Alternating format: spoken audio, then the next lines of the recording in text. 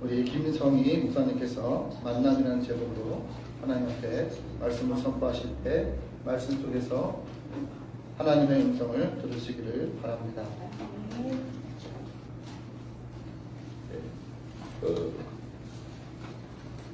말씀을 전하기 전에 먼저 성경 본문을 읽겠습니다. 에베소서 1장 5절에서부터 7절 말씀입니다.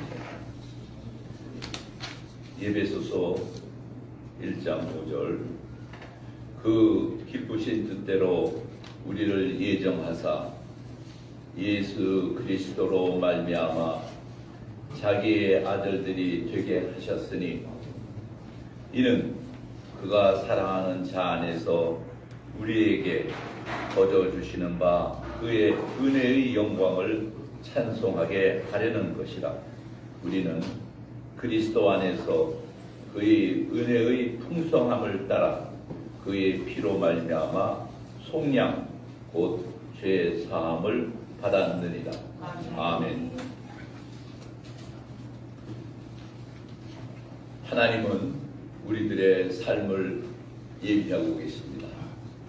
그뿐만 아니라 우리의 만남 하나하나도 다 예비하고 계신 줄 믿습니다. 저와 소기천 목사님과의 만남도 하나님께서 예비하신 것이라고 저는 믿습니다. 여러분들 오늘 책자 하나씩 받으셨나요? 예, 그게 중국 선교 100년과 김영훈이라는 책인데 소기천 목사님과 저희 아내인 김정란 교수입니다. 둘이서 글을 쓰셨던 책입니다. 소기천 목사님과의 만남은 영락교회에서 비롯되었습니다. 영락교회에 우리 소기천 그 당시 교수님께서 저희들에게 성경 말씀을 가르쳐 주셨어요. 정말 귀한 말씀 저희들이 많이 배웠습니다. 더구나 가족적으로도 가까워졌던 거는 그 영락교회에 우리 소기천 목사님의 어머님과 같이 예배를 볼 수 있게 됐다는 게 큰 기쁨이었습니다. 정말 꼬박꼬박 주일도 오셔가지고 정말 우리들의 정말 신앙인의 어떤 본도 보여주시면서 따뜻하게 품어주시는 어머님으로서 정말 귀한 분이셨습니다. 그래서 더 소기천 목사님과도 가까워졌다고 생각이 듭니다. 그러면서 소기천 목사님과 특별한 관계가 되게 된 것은 2013년 대략 지금부터 한 10년 전입니다.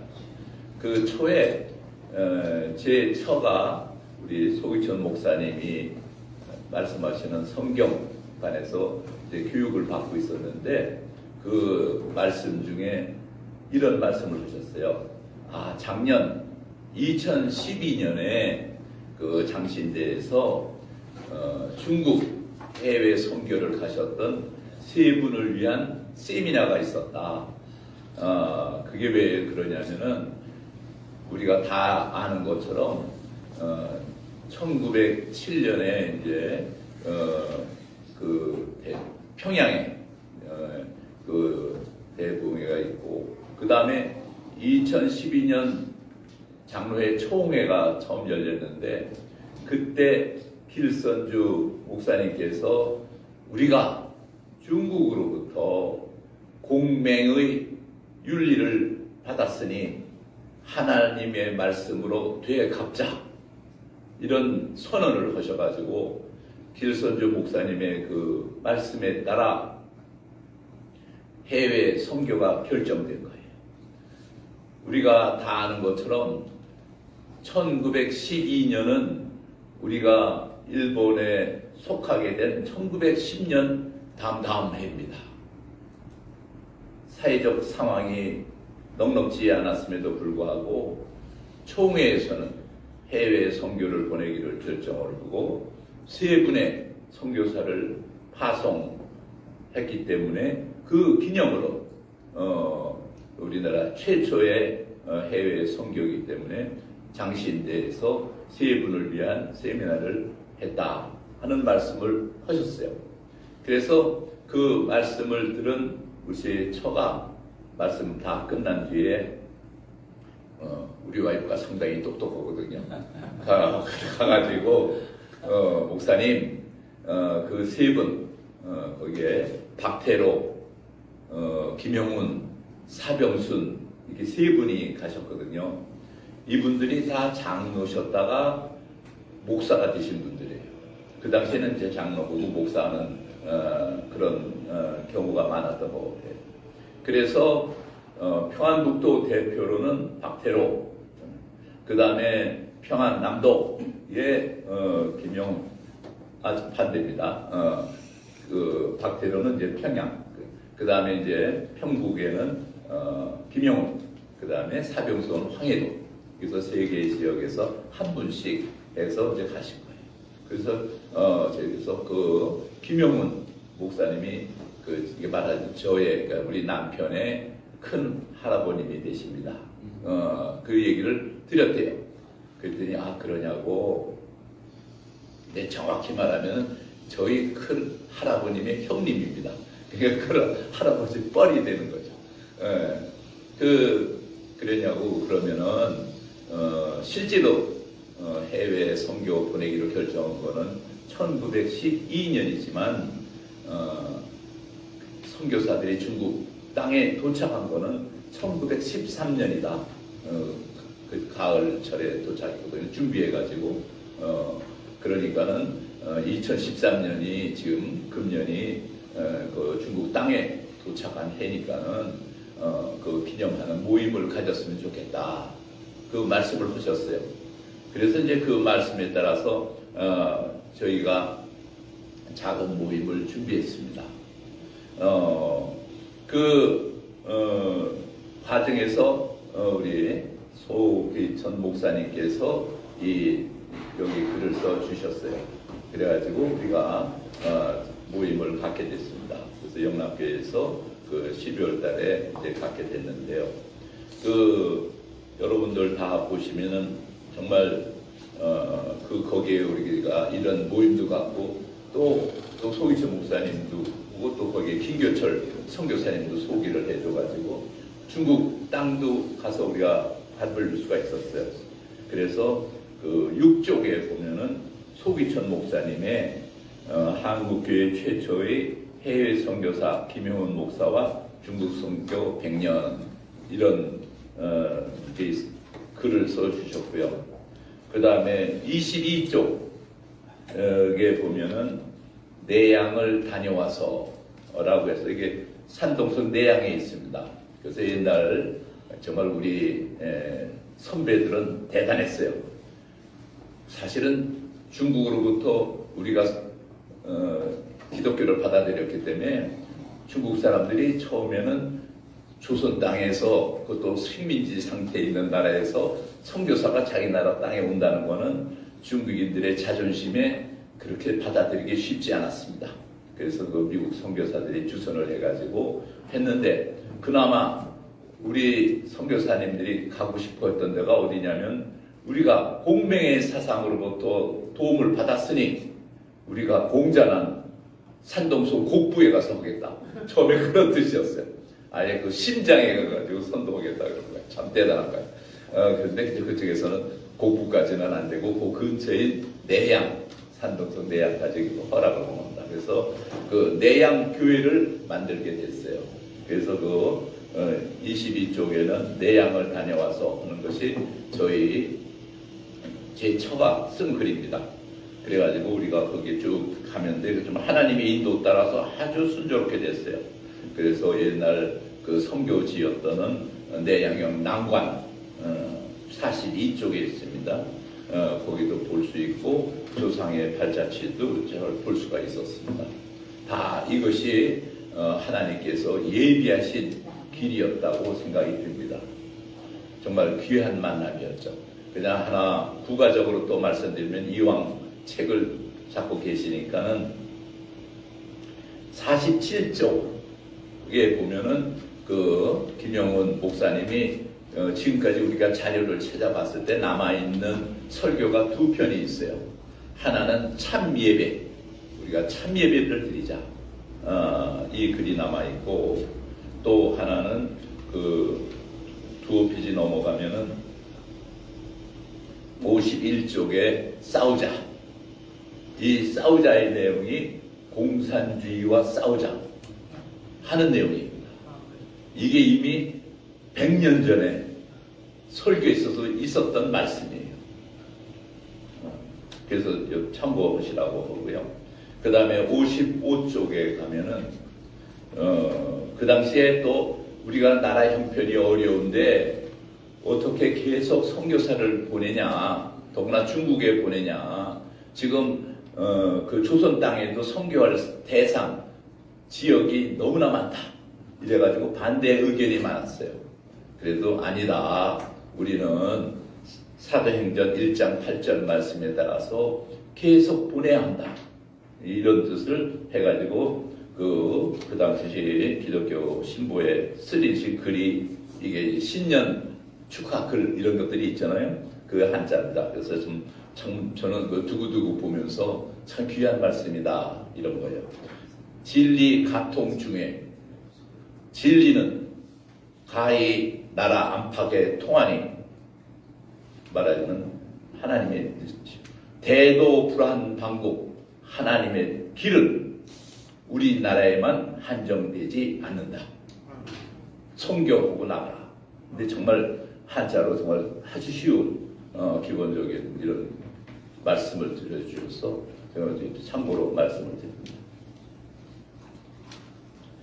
그리고 또 우리 소기천 목사님을 또 모시고 방지일 목사님도 이렇게 같이 찾아가가지고 사진 찍고 식사하는 그런 귀한 만남도 가졌습니다. 정말 하나님께 비해서 예비하셨기 때문에 우리가 이 만남을 통해서 하나님을 만날 수 있게 되는 길이라고 생각됩니다. 얼마나 기쁩니까?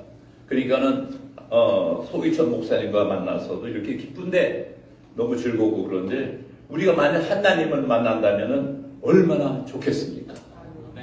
하나님을 만나기를 기원합니다. 예. 찬송가 85장을 보면요, 거기 정말 다 우리가 아는 찬송이잖아요. 구주를 생각만 해도. 예. 그래서 그 가사를 읽으면은 구주를 생각만 해도 이렇게 좋거든. 주 얼굴 배울 때야 얼마나 좋으랴. 그렇잖아요. 소기천 목사님만 배워도 이렇게 좋은데 하나님을 보면은 얼마나 좋겠습니까? 그렇죠. 예, 우리가 정말 우리 한 사람 한 사람들이 귀한 우리의 만남의 모습이 아니겠습니까? 그래서 이 만남을 주선하신 하나님께 찬양을 올려드립니다. 그래서 오늘 그 예배소 1장 5절에서 7절 말씀을 보면 그 기쁜 뜻대로 우리를 예정하사 예수 그리스도로 말미암아 자기의 아들이 되게 하셨으니 이는 그의 사랑하시는 자 안에서 우리의 거저 주신 바 그 은혜의 영광을 찬미하게 하려는 것입니다. 우리가 그리스도 안에서 그의 은혜의 풍성함을 따라 그의 피로 말미암아 구속 곧 죄 사함을 받았느니라. 아멘. 정말 귀한 말씀입니다. 하나님께서는 우리의 만남을 준비하고 계시고 또 우리의 만남을 오래전부터 계시했던 것을 믿기를 바랍니다. 그러나 지금 우리는 이런 좋은 만남을 갖기에는 어려운 시대에 살고 있습니다. 우리가 앞서도 말씀하신 것처럼 가정이 붕괴되고 있잖아요. 예전에는 듣도 듣도 못하던 1인 가구가 다수가 됐잖아요. 가정의 따스함도 사라졌죠. 제가 한국사회복지협의회 지금 회장 일을 보고 있는데 여기 신입 직원이 왔어요. 그래가지고 다른 인사말들 나눈 뒤에 물어봤어요. 결혼 15명이었는데 15명 다 결혼 안 한 사람들이에요. 나이는 25세에서 35세까지 30대 전후입니다. 결혼하겠습니까? 하니까 절반만 하겠다고요. 아이 낳겠습니까? 그 중에 또 절반이에요. 그러니까 우리가 0.6 출산율을 갖게 되는 거 아니에요. 가정이 붕괴돼 버렸죠. 가정의 붕괴는 곧 생명의 상실을 말하는 거죠. 제가 일산에 다문화 가족 어린아이들을 또 한 10대 명 만난 적이 있어요. 그래서 만나가지고 일반 여러 개 준비했던 교육을 하고 마지막에 또 물어봤어요. 야, 너희들이 20, 30년에 다 어른이 되는데 그때 결혼하겠니? 그랬더니 걔들 나이가 초등학교 4, 5학년 뭐 그 정도 또래 애들이었어요. 그 중에 서너 명만 결혼하겠다는 거예요. 다문화 가족 아이들. 그리고 또 아이 낳겠니? 그냥 그 중에 뭐 한 2~3명만 아이 낳겠다 그래요. 그래서 내가 나머지 아이들한테 물어봤어요. 그럼 뭐 할래? 그랬더니 고양이나 키울래요. 고양이나 키울래요가 답이에요. 가정이 없어져 버렸습니다. 그냥 다문화 가족 환경은 더 힘들겠죠. 그 아이들은, 그 어린이들은 더 힘들기 때문에 그런 결과가 나오고, 정상적인 사람들은 절반만 결혼할 생각을 갖고 있고, 아이 낳을 생각을 갖고 있고, 또 형편이 어려우면 그보다 더 낮은 것이 현재죠. 또 학교는 어떻습니까? 학교가 과연 전인적인 교육장이 되고 있느냐? 뭐 이념 얘기는 저는 안 하겠어요. 그러나 이게 너무나 좀 기술 교육에 치우치고 대학 입시만 전문화가 아니에요. 저는 지난주에 바로 한 5명이 새로 또 인턴 사원을 비롯해가지고 또 신입 사원이 들어와서 인사를 나누는 자리가 있었어요. 그래가지고 제가 물어봤습니다.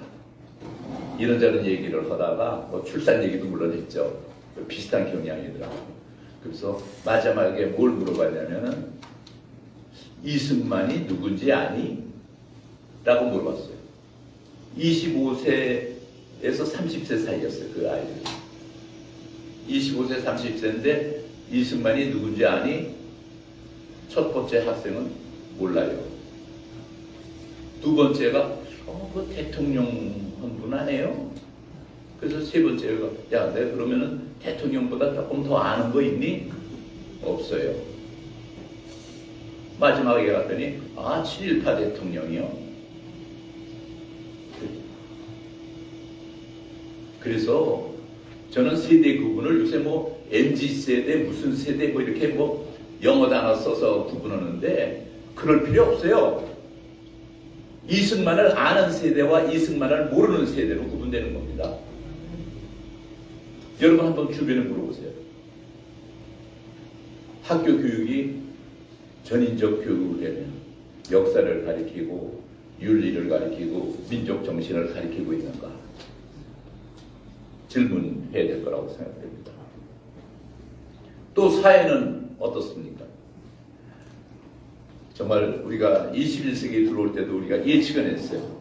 포스트 모더니즘 사회로 들어와서 정말 내일은 내일도 몰라. 나도 몰라죠.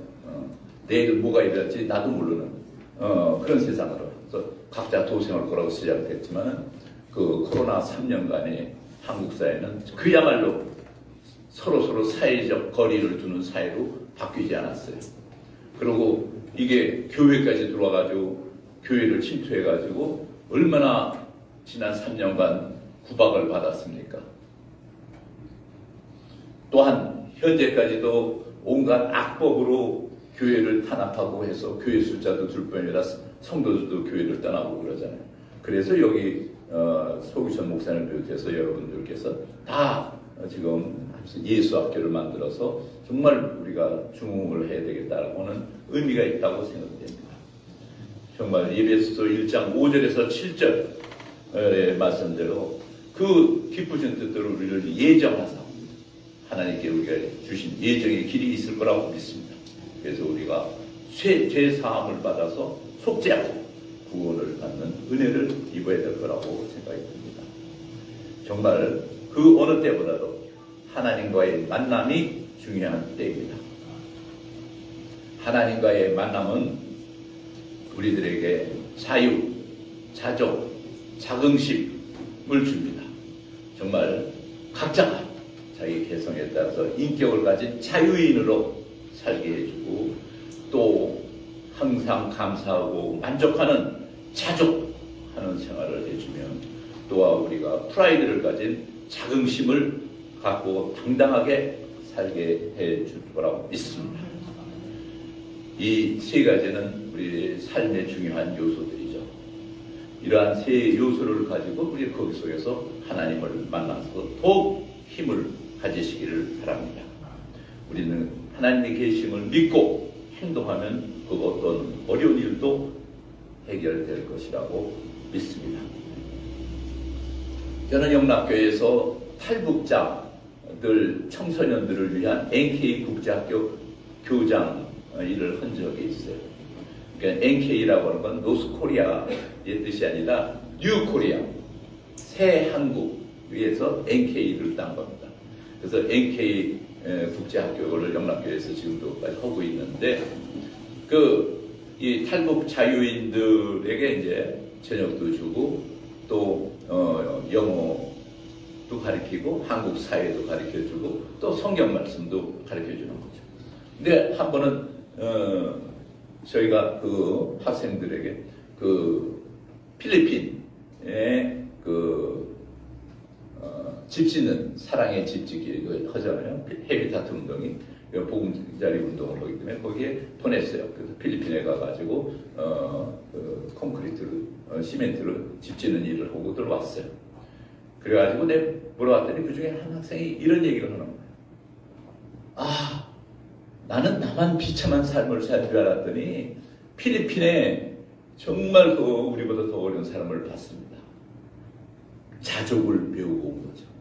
우리가 무엇을 만족하고 불만할 것인가 이 개념을 깨닫고 온 거라고 생각해요.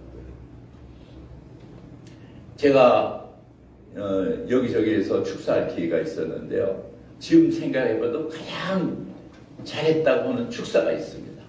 어떤 축사냐 하면은 안산시에 상록 그룹홈이라고 있어요. 상록수. 그래서 거기를 이제 방문을 했었습니다. 그랬더니 거기 이제 우리는 이제 과일 좀 갖고 가서 이제 주고 좀 서로들 이제 이야기 나누고 올 그런 계획이었어요. 그런데 갑자기 그 애들 한 20명 이렇게 그룹홈에 있는 남자 여자 애들이 있으니까는 다 어린이들이죠. 그러니까 초등학교 뭐 4, 5, 6학년 뭐 이 정도 애들이에요. 갑자기 또 원장이 난 그때 우리 한 팀의 회장도 아닌데 나보고 갑자기 또 축사 한마디 하라고 그랬어요. 그래가지고 갑자기 머리가 띵해졌어요. 왜냐면은 어린이들한테 얘기해 주는 게 가장 어렵잖아요.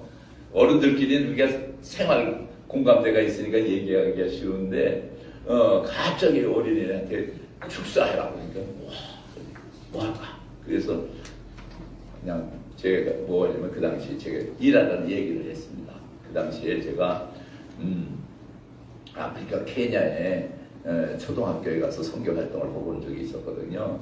그래서 거기 가만 보니까 애들 옷이 남루해요. 그 교복이 물도 없고 그러니까 세탁도 자주 못하고 땅바닥에서만 이렇게 표실도 흙바닥이니까 그거 하고 나니까는 빨리 해지고 그러죠. 그래서 교복 보내기 운동을 하고 있었거든요.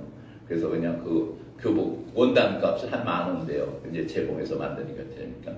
그래서 그 10,000원씩 우리가 보내고 있다. 어른들은 10,000원씩 그 교복 지원 사업을 하고 있는데 여러분들도 1,000원씩 냈으면 좋겠다. 그럼 여기 한 20명 모였으니까는 1,000원씩 하면 2만 원 될 것 같으니까는 2만 원이면 교복 2벌을 보낼 수 있다. 교복 보낼 사람 손 드세요. 그랬어요. 그랬더니 다들 들어. 다 1,000원씩 보내. 그 중에 한 녀석은 저는 5,000원 보내겠습니다. 그러는 거예요. 그랬더니 옆에 아무튼 라이벌이 있었나 봐. 저는 10,000원이요. 그러더라고. 예. 그래서 저는 그때가 제가 가장 훌륭한 축사를 했다. 그런 생각이에요. 그래서 제가 그래도 장관을 한 사람이 그룹홈 보육시설에 가가지고 애들한테 1,000원씩 달라고 모금운동했습니다. 애들이 자긍심이 올라와. 맨날 보육원 그룹홈에 있는 불쌍한 아이들이라는 낙인에서부터 해방되는 거 아니에요. 나도 도와줄 수 있다. 아프리카 아이들 도와줄 수 있다. 이러니까는 그렇게 좋아하는 거예요. 그래서 그 아이들이 갖고는 하나님이 주셨던 그 어린이들에 대한 그 잠재력 그걸 갖다가 발휘하는 기회를 주게 돼서 정말 하나님께 감사드렸습니다. 어린이들에게 정말 희망을 봤어요. 정말 우리가 잘 교육하면 얼마나 좋은 인재들이 되겠습니까? 정말 자긍심과 희망을 갖게 쓴 그런 어린이들을 우리가 키워야겠다 하는 그런 생각을 했습니다. 우리가 다 잘 알고 있지 않습니까? 마태복음 25장 40절 말씀에는 내가 진실로 너에게 이르노니 너희가 여기 내 형제 중에 지극히 작은 자 하나에게 한 것이 곧 내게 한 것이다. 작은 자 하나에게 한 것이 곧 내게 한 것이다. 이런 말. 정말 우리는 잘 섬겨야 할 것 같습니다. 섬김이 만남의 본질이라고 생각됩니다. 우리는 항상 하나님의 말씀을 기억하면서 서로 사랑하라. 또 서로 섬겨라. 하나님께 영광 드리라고 말씀을 하고 있는 걸 알고 있습니다. 사랑과 섬김이 하나님께 우리에게 주신 만남을 영광스럽게 하는 길이 되도록 하여야 할 것입니다. 그러나 만남을 통해서 잘 섬기다가도 우리가 때때로 시험에 빠질 때가 있죠. 그러나 하나님께서는 비록 실수하더라도 회개하면 구원을 주십니다. 정말 우리가 실수를 회개하지 못해서 실패한 인생을 살아서는 안 되겠죠. 우리가 다 아는 시몬 베드로와 가룟유다의 얘기를 우리는 잘 생각할 수 있습니다. 베드로와 유다가 다 하나님을 만났습니다. 정말 귀한 하나님과의 그 직접적인 그 만남을 가졌죠. 예수님을 만났다는 것은 얼마나 큰 복입니까? 둘 다 복을 받았어요. 그러나 가룟 유다는 예수님과의 귀한 만남을 자신의 주관적 생각, 주관적 판단에 따라서 예수님을 팔아넘겼죠. 그리고 후에 자기가 저기가 큰 잘못, 큰 실수했구나 그걸 깨닫고 종국에는 그 죄책감 때문에 스스로 목숨을 끊을 수밖에 없었습니다. 그러나 시몬 베드로는 몇 번의 실수는 있었지만 심히 회개하고 하나님의 뜻대로 살았기에 하나님께 영광 올리는 삶을 살고 거룩한 성자로 추앙받게 되었습니다. 그래서 저는 생각해 봤어요. 만일 가룟 유다가 정말 회개하고 거듭났다면 베드로보다 더 훌륭한 성자가 되지 않았을까요? 역사가 바뀌었을 것 같아요. 새로운 성경이 쓰여졌을 것이라고 생각됩니다. 그래서 우리가 항상 회개하는 그런 자세가 있습니다. 하나님이 언제나 받아주신다는 걸 우리가 기억해야 될 것이라고 믿습니다. 그 요한복음 3장 36절 아들을 믿는 자에게는 영생이 있고 아들에게 순종하지 아니하는 자는 영생을 보지 못하고 도리어 하나님의 진노가 그 위에 머물러 있느니라 라는 말씀이 있습니다. 정말 우리가 다시 회개하는 그런 운동을 전개해야 될 거라고 생각됩니다. 지금 우리 사회에서 교회에 대한 온갖 핍박도 우리의 회개의 부족이 있지 않나 그런 생각도 합니다. 그래서 우리가 정말 십자가를 바라보고 매일 죄인이라는 것을 깨닫고 회개하는 삶을 살아야 된다고 생각됩니다. 우리가 새 사람으로 예수 학교를 통해서 새 사람이 만들어지는 교육이 전국적으로 이루어지기를 기도합니다. 정말 우리 포도주로 변한 것 같이 우리가 예수님을 만나가지고 모든 국민들이 포도주로 바뀌는 그런 세상을 만들어야 될 거라고 생각됩니다. 예전에 한경직 목사님께서는 인구가 그 당시에는 3천만이었으니까 3천만을 모두 그리스도께로 라는 구호를 외치셨고 지금까지 그 글을 남겨놓고 있어요. 그런데 지금 우리들에게는 5천만 나가서 북한 합치면 8천만 민족을 그리스도께로라는 뜨거운 열정이 있는가 회개해야 될 겁니다. 그래서 정말 우리가 더 뜨거운 열정으로 뜨거운 피로 주님을 섬기는 저희들이 되어야 될 것이라고 믿습니다. 우리가 8천만 대한민국 국민이 모두 주님께로 나가는 그날까지 함께 힘을 합쳐서 전진해야 될 거라고 믿습니다. 기도하고 노력해야 될 겁니다.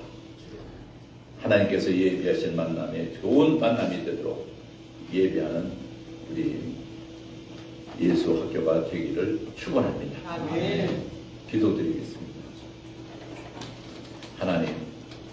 하나님과의 만남을 예비하여 주셔서 감사합니다. 만남을 통해 자유, 자족, 자긍심을 주심에 감사합니다. 하나님, 우리 예수 학교가 하나님을 만나게 하는 장이 되게 하여 주시옵소서.